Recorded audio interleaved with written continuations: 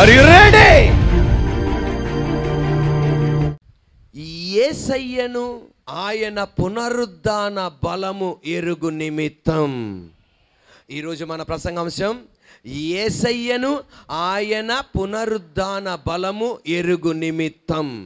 నాతో పాటు చెప్పండి మన ప్రసంగాంశం, యేసయ్యను ఆయన పునరుద్ధాన బలము ఎరుగు నిమిత్తం. మన ప్రసంగాంశం యేసయ్యను ఆయన పునరుద్ధాన బలమును లేక పునరుద్ధాన శక్తియు ఎరుగు నిమిత్తం.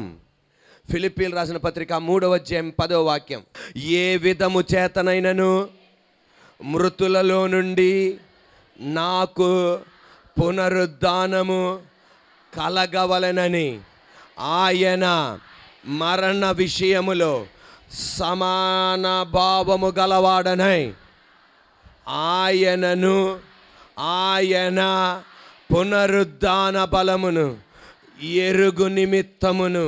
The book of Philippians 3rd chapter 10th verse. నాతో పాటు చెప్పండి దయచేసి. I want to know Christ, as to know the power of his resurrection and participation in his sufferings, becoming like him in his death. అపోస్తలుడైన పౌలు ఏమన్నాడంటే, నేను యేసయ్యని ఎరగాలి. 2, ఆయన పునరుద్ధాన బలమును ఎరగాలి. అంటే దానికి అర్థం అపోస్తలుడైన పౌలు యేసయ్యని ఎరగలేదా? యేసయ్య గురించి తెలుసుకోలేదా? పునరుద్ధాన శక్తి గురించి తెలుసుకోలేదా? పునరుద్ధాన శక్తిని గురించి ఆయన ఎరగలేదా? అదే దీనికి సందర్భంగా మరొక వాక్యం కనబడుతుంది. 1 తిమోతి రాసిన పత్రిక 1వ అధ్యాయం 12వ వాక్యం. 1 తిమోతి రాసిన పత్రిక 1వ అధ్యాయం 12వ వాక్యం, నేను నమ్మిన వాణ్ణి నేను ఎరుగుదును గనుక నేను సిగ్గుపడను. ఇక్కడ ఏమంటున్నాడు? అక్కడ ఏమన్నాడు? ఆయన గురించి నేను ఇంకా తెలుసుకోవాలి, ఇంకా ఎరగాలి, ఆయన పునరుద్ధాన శక్తిని తెలుసుకోవాలి, ఇంకా నేను ఎరిగి ఉండాలి అని నా ఆశ. ఇక్కడేమంటున్నాడు? నేను నమ్మిన వాణ్ణి ఎరుగుదును గనుక నేను సిగ్గుపడను. అక్కడేమంటున్నాడు? ఇంకా గొప్పగా నేను ఎరగల, కానీ ఎక్కడ ఎరిగి ఉన్నాను అంటున్నాడు. అక్కడ దానికి అర్థం ఏంటంటే, నేను యేసయ్య గురించి తెలుసుకున్నా, యేసయ్య పునరుద్ధానం గురించి నేను ఎరిగి ఉన్నా. నా ఆశ దానితో ఆగాలని కాదు, ఇంకా నేను తెలుసుకోవాలి, ఇంకా నేను ఎరిగి ఉండాలి, ఇంకా నేను తెలుసుకోవాలి, ఇంకా నేను తెలుసుకోవాలి, ఇంకా నేను తెలుసుకోవాలి. నన్ను చూడగానే యేసయ్య చూసినట్లు ఉండాలి, ఆయన పోలికగా నేను మారాలి. ఇదే సందర్భములో దావీదు ఒక మాట అంటాడు. కీర్తనల గ్రంథం 42:1, కీర్తనల గ్రంథం 42:1, దుప్పి నీటి వాగుల కొరకు ఆశపడుచున్నట్లు నా ప్రాణము నీ కొరకు ఆశపడుచున్నది. అంటే దేవుని గురించి ఇతనికి తెలవదా? దేవుని గురించి ఎంతో ఆశించాడు, ఎన్నో ఆశలను దేవుడు తీర్చాడు. అంటే తెలవదా? ఆయన ఆశ ఒకటే, ఇంకా దేవుని నేను తెలుసుకోవాలి, ఇంకా నేను దేవుని తెలుసుకోవాలి. ఒక దుప్పి నీళ్ళ కొరకు పరిగెత్తినట్లుగా, నీళ్లు కనబడి నీళ్లు తాగితేనే తృప్తి పొందినట్లుగా ఇంకా దేవుని తెలుసుకోవాలి, ఇంకా నేను దేవుని తెలుసుకోవాలి, ఇంకా నేను దేవుని తెలుసుకోవాలి. ఆయన నేను ఎరగాలి. మోషే ఇలాగంటున్నాడు. నిర్గమాకాండం 33వ అధ్యాయం 18వ వాక్యం. నిర్గమాకాండం 33వ అధ్యాయం 18వ వాక్యం, ఆయన మహిమను నేను చూడాలి. అంటే ఆయన మహిమను నేను చూడాలి. అంటే దేవుని మహిమ నేను చూడలేదా? మిద్యాను దేశములో పొద మండుతుంటే దేవుని మహిమను ఆయన చూశాడు. సీనాయి పర్వతం మీద దేవుని మహిమను చూశాడు. అద్భుతాలు చేస్తున్నప్పుడు దేవుని మహిమను చూశాడు.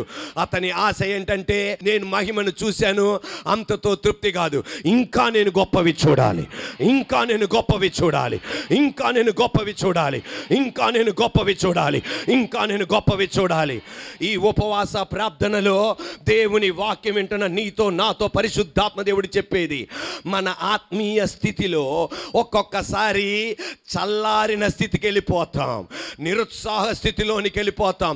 ఆరంభ దశలో, దేవుని నమ్ముకున్న ఆరంభ దశలో 2 సంవత్సరాలు అందరినీ షేక్ చేసేస్తాం. పక్కన చప్పట్లు కొడుతుంటే చప్పట్లు కొట్టనామని కూడా షేక్ చేసేస్తాం. ఎదర కుర్చీలో కూర్చున్న వాడిని కూడా షేక్ చేస్తాం. పక్కన వాళ్ళు ఏమనుకున్నారంటే, ఇది ఈమెదో చేసేస్తుందరా అనుకున్నారు, ఈడేడో సాధించేస్తాడరా అనుకున్నాడు. కానీ నువ్వు శ్రమల గుండా వెళ్ళడం వలన, వేదన గుండా వెళ్ళడం వలన సత్తికిల పడిపోయి ఏ స్థితికి వస్తావు తెలుసా? శుక్రవారం వస్తావు, ఆదివారం వస్తావు. చెప్పు చెప్పు చెప్పు చెప్పు చెప్పు, నేను ఎంటాలే, చెప్పు చెప్పు. ఫస్ట్ పాయింట్ చెప్పు, చెప్పు చెప్పు చెప్పు. సెకండ్ పాయింట్ చెప్పు, చెప్పు చెప్పు. మూడో పాయింట్ అయిపోతుంది. ఆమేన్, చాలే. ఆ స్థితికి వస్తాం. ఆదివారం వస్తావు, ఏదో ఒక ఆరాధనకు రావాలి, వస్తావు. ఏమవుతావు అంటే చెప్పు చెప్పు చెప్పు చెప్పు, ప్రసంగ టైటిల్ చెప్పు, చెప్పు చెప్పు. కొంతమంది ఉన్నారు అలా అనుకునేవాళ్ళు, అందుకే లేదు దేవుడు చెప్పడం. చెప్పు చెప్పు చెప్పు. ఒకటో పాయింట్ చెప్పు, అయిపోయిందా? రెండో పాయింట్ చెప్పు, అయిపోయిందా? మూడో పాయింట్ అయిపోయిందా? వెళ్ళిపోతాను, వందనాలు, వచ్చారు. అలాంటి స్థితికి వస్తావు. నీకు తెలుసా, పౌలు కూడా ఆత్మీయ స్థితిలో దేవుణ్ణి ఎరిగినప్పుడు ఒక ఫైర్ బ్రాండ్గా వచ్చాడు. కానీ నిరుత్సాహాలు గుండా వెళ్ళాడు, అపజయాలు గుండా వెళ్ళాడు. అయినా ఆయన ఏమన్నాడు తెలుసా? నా ఆత్మీయ స్థితి నేను కృంగుదల తీసుకురాలా, నేను కృంగుబాటుకి వెళ్ళలా. నేను ఆయన దగ్గర ఏమని కోరాను తెలుసా? ఈ శ్రమలో ఇంకా నేను ఎరగాలి, ఈ అపజయములో ఇంకా నేను ఎరగాలి, ఈ దుఃఖములో ఇంకా నేను ఎరగాలి, నా ప్రార్థనకి జవాబు రావట్లా, ఇంకా నేను తెలుసుకోవాలి. అందుకే చివరి క్షణం దాకా ఒక మాట అన్నాడు. చివరి క్షణములో, నేను మంచి పోరాటం పోరాడి తిని, నా పరుగు తుదముట్టించి తిని, జీవ కిరీటము కొరకు నేను వేచి ఉన్నా.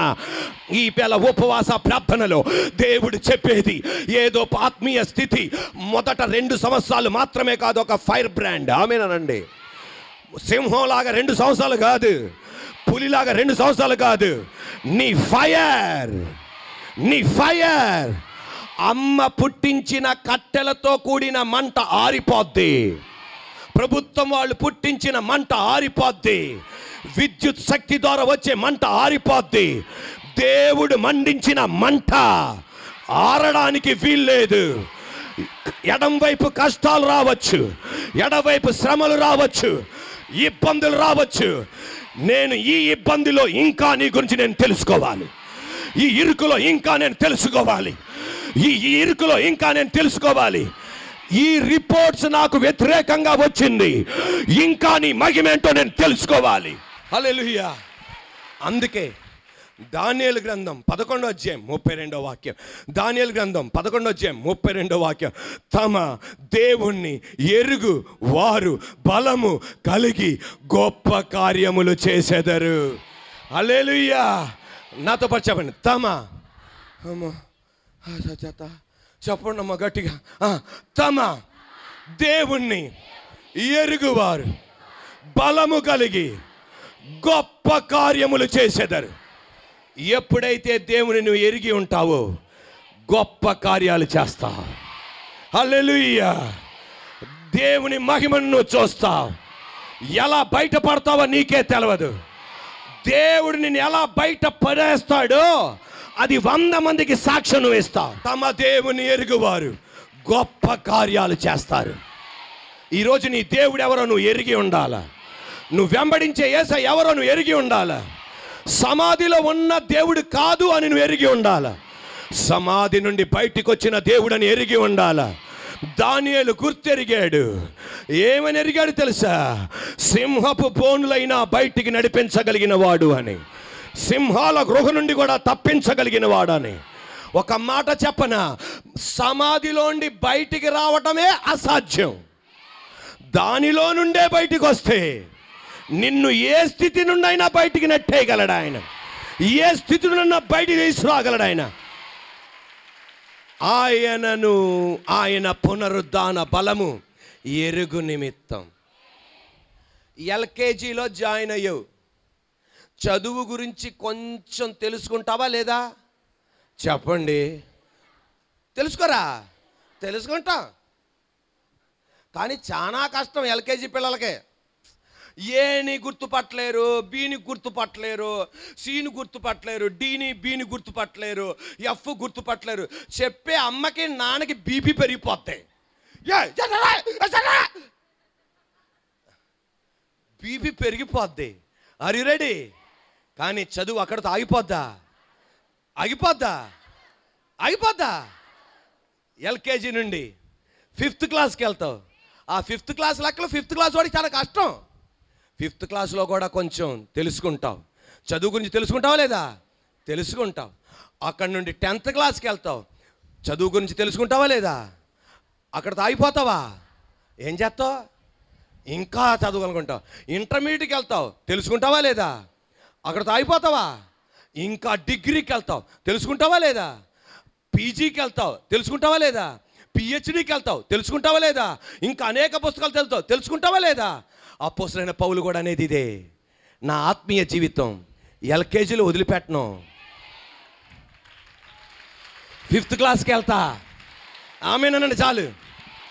ఇంటర్మీడియట్కి వెళ్తా, అక్కడ తాగను. డిగ్రీతో వెళ్తా, అక్కడ తాగను. పీజీకి వెళ్తా, అక్కడ తాగను. పిహెచ్డీకి వెళ్తా. ఆత్మీయ స్థితి ఇంకొక స్థితికి వెళ్తా. ఆయన పునరుద్ధాన బలం ఎరుగు నిమిత్తం ఇంకా నేను తెలుసుకోవాలి.